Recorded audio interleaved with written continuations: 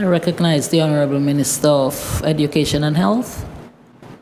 Thank you, Madam Speaker.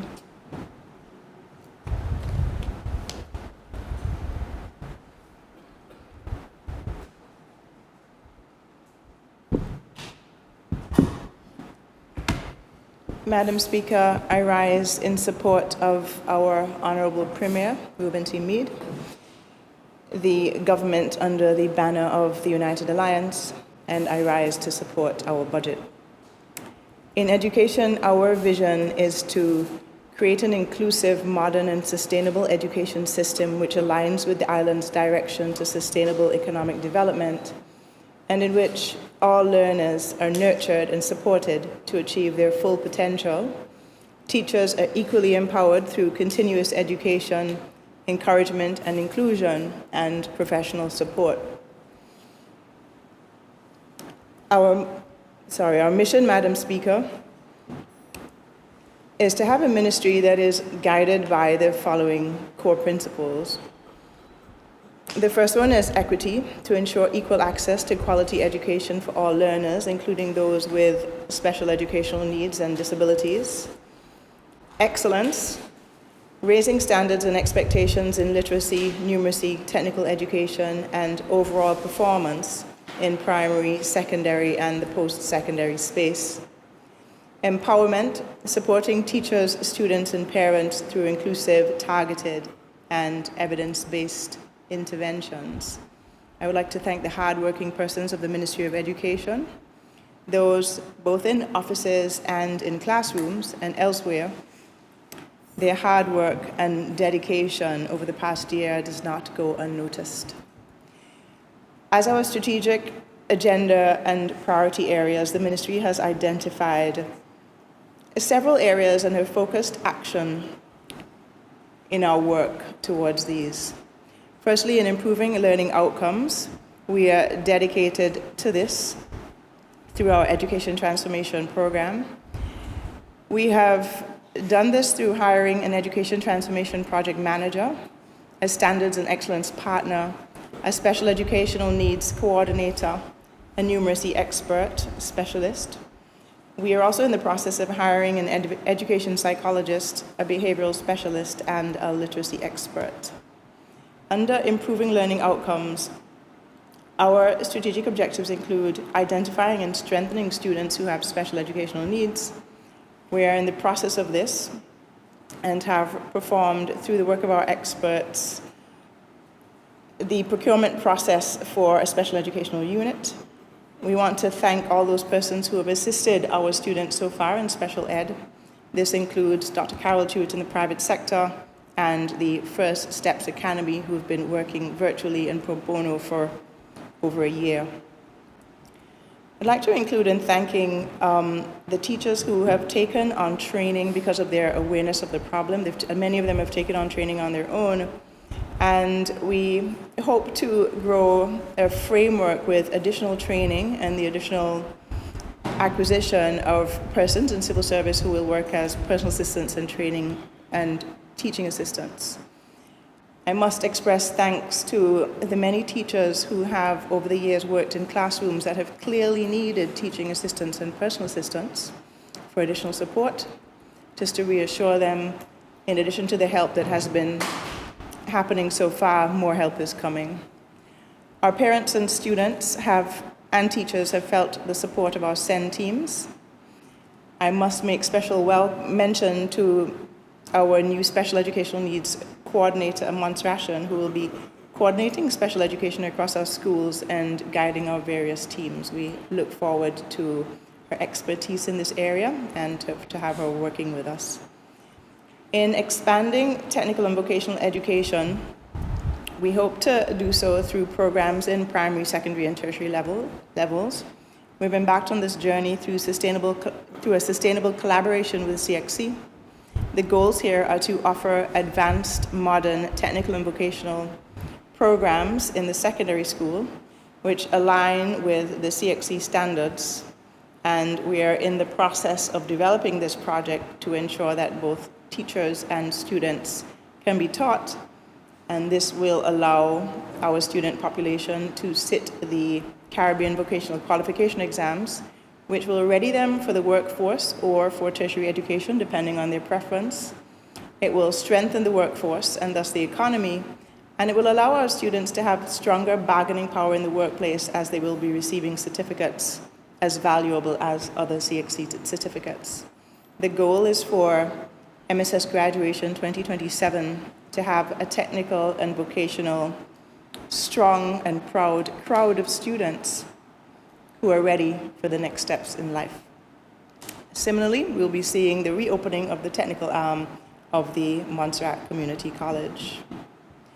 In improving literacy and numeracy, as a clear objective, we have commenced the journey of healing the poor numeracy and literacy outcomes across all levels, and have pledged support to students who have English as their second language, the ESL population of students.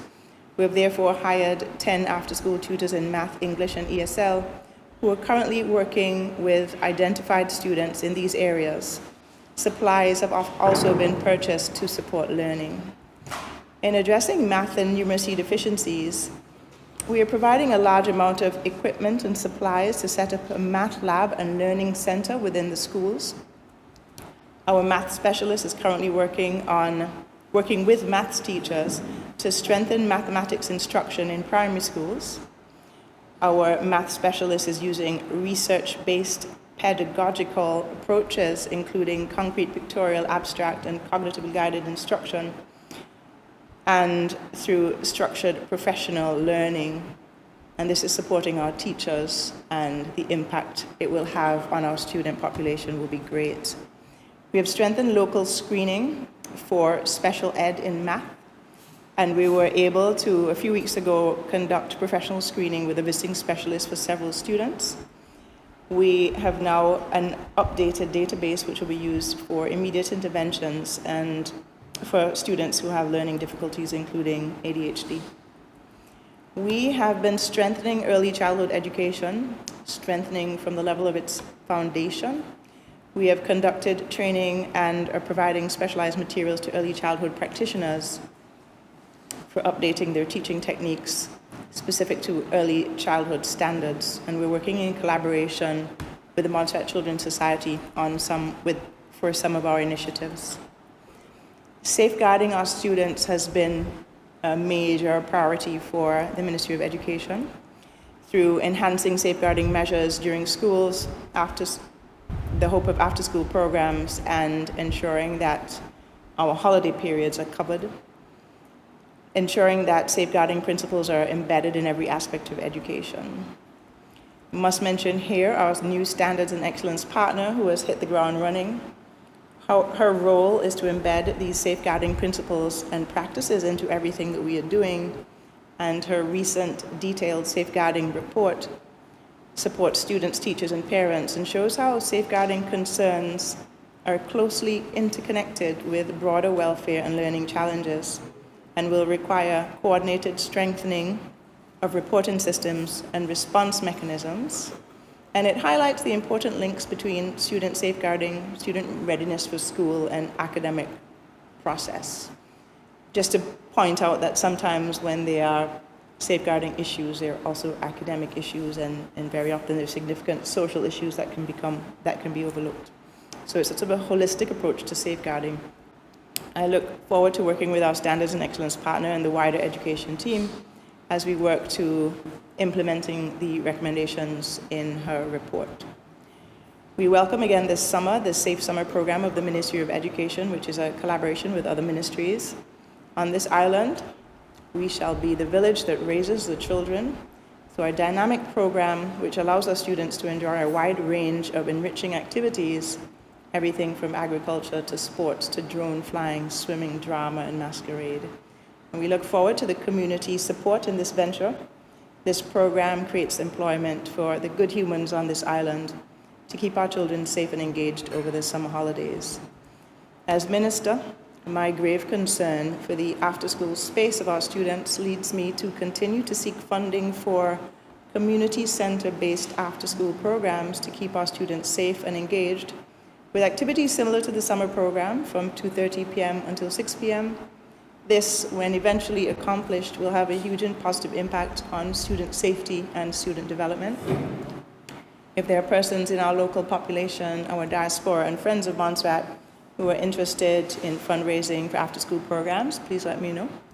It is all hands on deck for this venture. I must not forget under safeguarding that the ministry is very proud of commencing its healthy breakfast program at the Montserrat Secondary School. We cannot have hungry children on this island, Madam Speaker. Student behavior is a problem in our classrooms. We await our behavioral specialist. But we've noted that there's often a link between social and academic struggles for students, and this affects their behavior. Over the past few weeks, we have provided training for teachers in the areas of classroom management, interpersonal and leadership skills, certified training, and we have put all of this in place and also have developed teaching in pastoral care. One of the strategic objectives of the ministry is to enhance economic development through providing a wholesome education.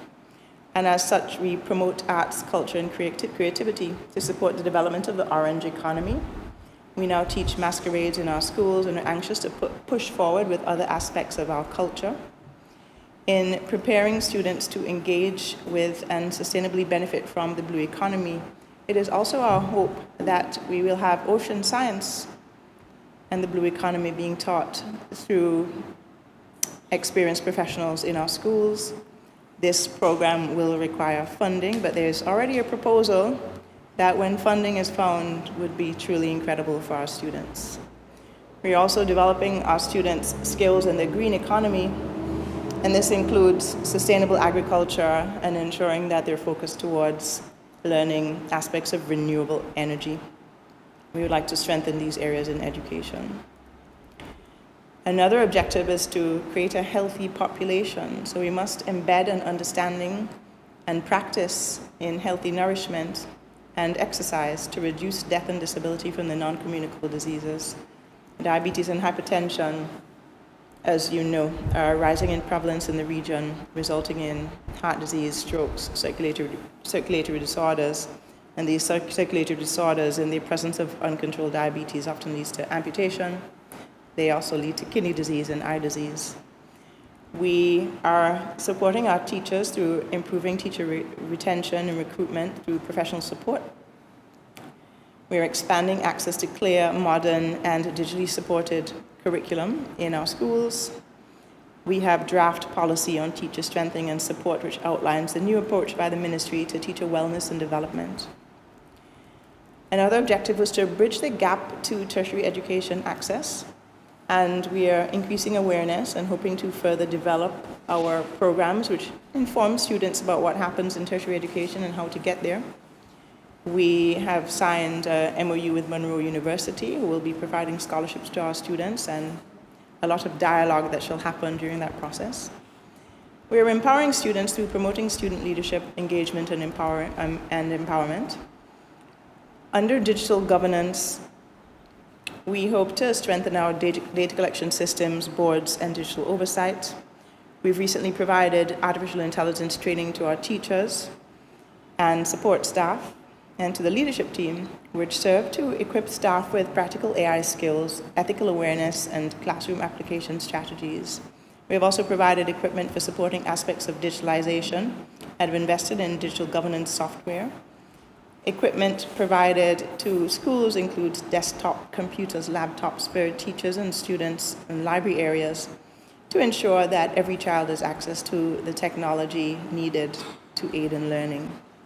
Additionally, tablets are being provided specifically for lower enrichment acceleration program, or the LEAP program, for students to assist with mechanisms that may enable their learning. We have upgraded the IT systems in both Braids Primary School and Lookout Primary Schools to ensure better or new internet connectivity and updated IT platforms. And this is critical to ensure that the students are in a modern learning environment and to ensure that our teachers have access to online programs and in-class teaching mechanisms. We're looking big time, Madam Speaker, for a policy-driven education service, and we are developing a comprehensive national education policy framework, and we're involving our specialists in this work. And also in education, we're looking to support maintenance of infrastructure, implementing a structured school infrastructure maintenance program has been felt to be essential. Just to mention a few of the quick wins of the ministry over the last couple of months under critical equipment, we've spent money on providing shelving to the National Library for better display and access to literacy and to improve current programs and advance new library initiatives. We're providing materials and equipment for agriculture, nutrition, arts, and textiles departments in the Montserrat Secondary School, providing specialist materials and equipment to chemistry, biology, technical drawing, physical education, building construction departments of the MSS. We're providing lab stools to ensure that the students can be safely accommodated in the new labs of the MSS, providing textbooks, literature, chairs, desks, private filing cabinets, heavy-duty printers, and are focused towards the development of a program which allows additional air conditioners in our schools. The students are very uncomfortable, and this is affecting their learning. We've got temperatures of 33 degrees on Montserrat at times, which is a really difficult environment in classrooms which are not necessarily well ventilated. And we have refurbished the library building at the Montserrat Secondary School with electrical rewiring, furnishings, and substantial shelving. We can now set out computer and other equipment for a more functional school library. Very proud of that initiative. So in education, we are delivering, and we have aligned our strategic directives in the ministry with key legislative and policy frameworks such as the Education Act of Montserrat, the United Nations Sustainable Development Goals, and the Government of Montserrat Sustainable Development Plan. And the work we're doing in the ministry is already helping us to deliver on our strategic agenda, which sets out a clear and forward-looking framework for delivering infrastructure, modern and high-quality education system. And through our strategic agenda, we are prioritizing the needs of learners, we're supporting educators, and we're strengthening community engagement while aligning with our national goals. So in education, we have quite seriously begun the journey to position Montserrat to advance in educational excellence, which will promote economic growth and ensure the well-being and future success of our people. In health and social services, Madam Speaker, the vision of the ministry has been closely aligned with the wider national vision. Our focus is clear: to build a modern, high-quality, fair, and sustainable health system of healthcare and social care for the people of Montserrat. I would like to thank all persons in the Ministry of Health and Social Services for their hard work, commitment, and resilience as they continue their efforts to move this ministry forward. Over the past year, we have seen real progress with the new National Hospital project, which has continued to advance steadily. At the end of March 2026, all 3 wings were under construction. The lower ground floors had been completed.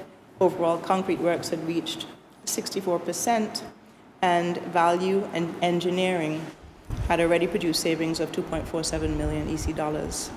Critical furniture, fixtures, and equipment have also been procured in preparation for commissioning, and the hospital remains on track for April of next year, 2027.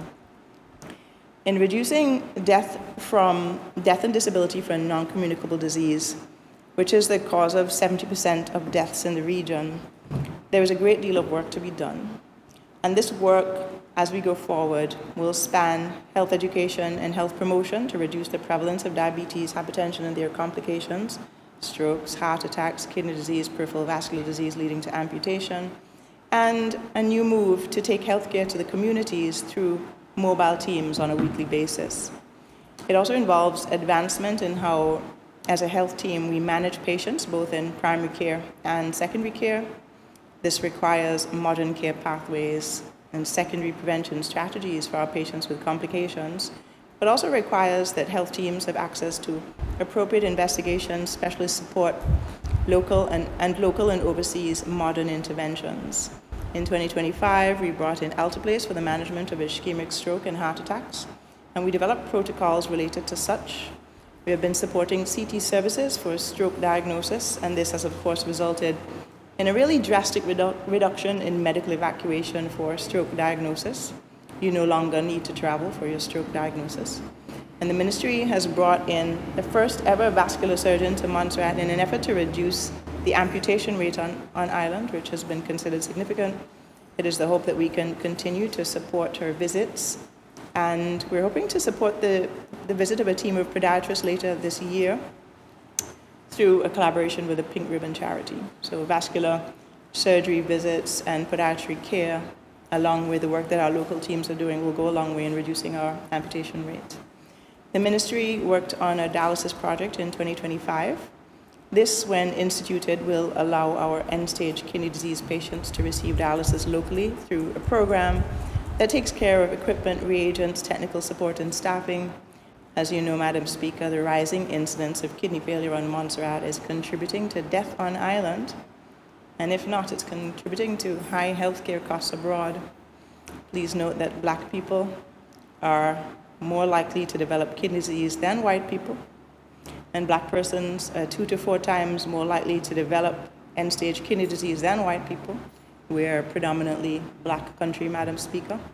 And of note, diabetes and hypertension, which are present in over 60% of our over 60 population, are the biggest causes of end-stage kidney disease in the Caribbean.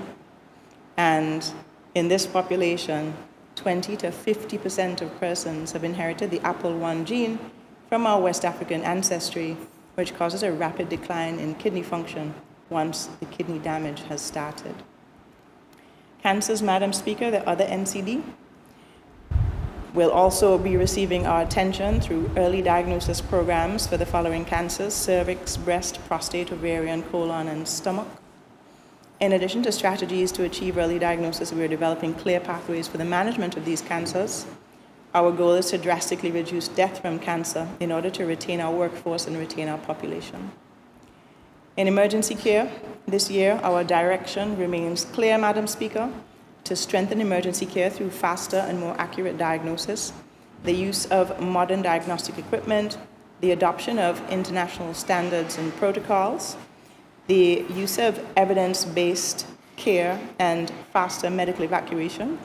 We continue preparations for a more structured and consultant-led emergency service, aligned where possible with modern standards and supported by improved telemedicine and medevac arrangements. We look forward to the support of our Memorandum of Understanding with Guadeloupe, developed in 2025, which is awaiting funding. This MOU, once signed, will allow our patients immediate access to Guadeloupe's first world hospital for our time-critical emergencies. And this will reduce medical evacuation costs, eliminate delays in medical evacuation, and improve the quality of care we're able to provide for our patients with time-critical emergencies. In critical care, our goal is to ensure that our critically ill patients are better supported while on island and during transfer. This includes maintaining equipment, supporting staff in needs, and ensuring the development of clear policies for critical illness support. I would like to thank our lead in critical care, our anesthetist and critical care doctor, and her team. Excellent job. Clinical audit, research, and CPD are important aspects that in health we would like to promote. If we want better outcomes, we must measure performance and act on evidence. We will therefore continue to build a culture of clinical audit, research, and professional development across the health system. We want every department to contribute to quality improvement, and we want to continue to strengthen staff through targeted learning and partnerships. Under social care, the ministry's vision involves a commitment to supporting the well-being of our elderly, our vulnerable, our children, and our persons in disabilities and our families in need. This year, we will continue to advance the National Disability Policy and National Policy on Older Persons, adult safeguarding legislation, and provide push for revisions to social welfare packages and broad reforms to strengthen social protection and care. The most essential component of health, the driver, the channel through which the changes in health are occurring, is the Health Service Transformation Program, which is a multi-year system-wide reform process that fundamentally restructures how health services are governed, financed, staffed, delivered, measured, and sustained. Health transformation continues to be the primary mode of strengthening health systems across all primary care facilities and the hospital. Under this program, we have embraced health information technology systems, so electronic medical records, across the public health sector, and this has made some key advancements. All health centers have sustained active use of health information systems, and this has been improving quality of care, the quality of data collection, service monitoring, and accountability. At the secondary level, so the hospital, phased HIS readiness has advanced with preparatory work completed to support the emergency department and inpatients. We continue through health service transformation to maintain our CT and mammogram services at Glendon and have plans to strengthen this service through improved remuneration and staffing. I must thank PAHO for their continued technical cooperation program with the ministry under the Health Transformation Program. Our work with PAHO is assisting with the journey of health financing reform, how we pay for health. PAHO's work also assists with overseas care and policy reform. During the last fiscal year, Madam Speaker, the Ministry of Health introduced an amendment to the Public Health Regulations, that's SRNO 1 of 2026. We are extremely proud as a team of this venture, both in health and this party. We have made it possible for all resident children to receive free medical care at the hospital, regardless of nationality. So this is a huge improvement in access to health care for the people of Montserrat. It equalizes access to health care, which is vital to ensuring that all of our children and all persons on Montserrat can receive the care that they need. I must thank the United Alliance team for their support in this venture. Additionally, CARICOM nationals and citizens of the Dominican Republic who have been living on Montserrat for 3 years or more now have access to all services within the Ministry of Health and Social Services with the same payment rates as Montserratians. Residents of the United Kingdom with British National Health Service medical cards in their name also now have access to all of our services at the same rate as Montserratians. So as a government, we remain committed to ensuring accessible, fair, and sustainable health services for all residents on Montserrat. Under health service transformation, we've expanded access to specialist consultation through the Visiting Specialist Program, which over the past year delivered the highest number of specialist engagements in a single year, with approximately 539 patient encounters to include consultations, procedures, and surgeries across multiple specialties, including urology, nephrology, cardiology, gastroenterology, and vascular surgery. These services directly support our early cancer diagnosis and intervention strategy and strengthens NCD care and the management of our complications of NCDs. We've also in health invested in workforce. We have enrolled nursing assistants, 13 of them. We have enrolled them in a program, and they have completed their care certificate program. And 28 nurses received hands-on clinical training through partnerships with our UK partners. Recruitment has also continued, with 11 officers being appointed across the ministry. And through a new arrangement with NHS Jobs in the UK, our recruitment reach has widened. So this will allow us to welcome applicants from the UK, which hopefully will include our own Montserratians out there in the UK working in healthcare, give them access to jobs on Montserrat, and will ensure that the persons who we welcome are already trained to NHS standards, which I think is a plus. Madam Speaker, these are part of a focused agenda shaped by the real needs of the people of Montserrat and by the strategic priorities of the ministry and the government of Montserrat.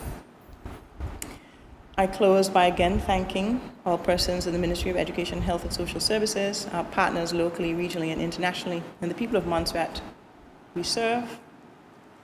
Together we are building a health system that is more modern, more equitable, more accountable, and which will ensure that on this island we are all safe and we can be certain that our healthcare needs are met. I must thank again the wider team of the United Alliance and our members in Parliament, led by our Premier, Honourable Reuben T. Meade. We continue in our roles to ensure that every vote counts and every moment on our political journey counts. Thank you, Madam Speaker.